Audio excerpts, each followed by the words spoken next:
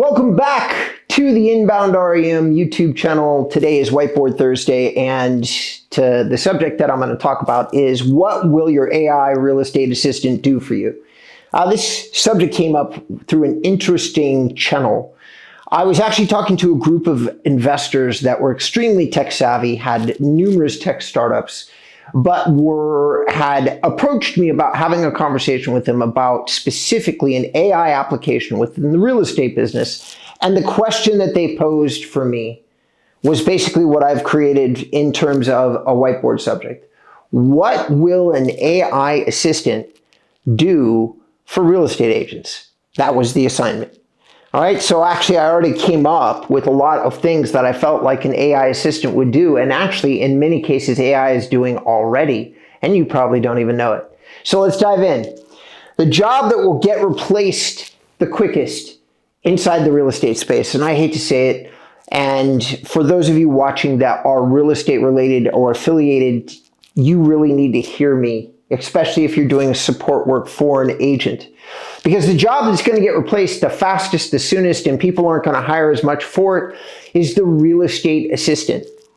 Because most of the things that real estate assistants can do should, could, and in many cases already can be done by AI. All somebody's got to do is come up with the interface that puts everything under one umbrella, and you're going to discover that that AI assistant is going to mean that a real live assistant for an agent will be quickly replaced. For those of you that are already real estate assistants, what you want to do is figure out how to embrace AI inside all the areas that I'm going to cover in further bullet points.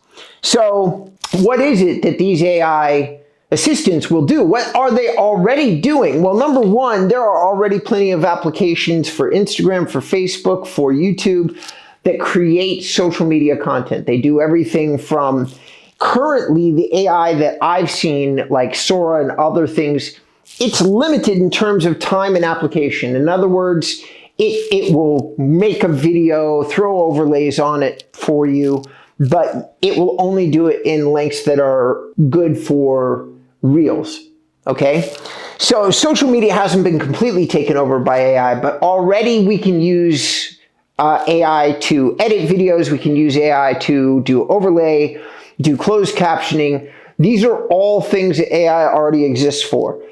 The only thing that is left is being able to verbally describe what you'd like to see in a video, have it completely edited and thrown up on the screen, or potentially take a little video reel of yourself and make a moving icon. And if you look on the AI or on the InboundREM YouTube channel, you will find in the coming weeks an AI video that we did where a client of ours is talking to the camera, and honestly, we got it about 95% right using 100% AI. Social media is going to change, and it's going to change fast, and it's going to make it more possible for real estate agents to get more creative about how they leverage social media, which is nothing but good news for the agent. However, it's not great news for the assistant, all right? AI can do calls already seamlessly and without a problem. Okay, AI can respond to calls, they can do calls. The amount of people that feel like my phone assistant is a real live human being, even my best friend thought that who's in tech, thought that my AI assistant that answers my phone was a real live human being. There wasn't. And the responses that they gave were so seamless and in real time, he really thought it was a human being, as did my father. All right? They're already there. They can answer calls and they can make calls. And they can have limited discussions with a consumer without anybody knowing that it's AI. All somebody has to do is come up with the scripts and program the AI assistant correctly for real estate. So in other words, calling your FSBOs, things like that. You're inches away from a real estate assistant being able to do most of that. And it's already there. A lot of the calls that you might have to do, like to schedule an appointment, for instance, to schedule a showing at a specific property, like you could easily program an assistant to have a completely robust back and forth conversation with a real live individual, getting them out to that house at a specific time or a series of times that you yourself already presented to your assistant. You could, like, I'm available such and such a day at such and such time. Your assistant will go through and get everybody on your call list scheduled for those appointments. Okay, they can even add it to your calendar if you wanted it to.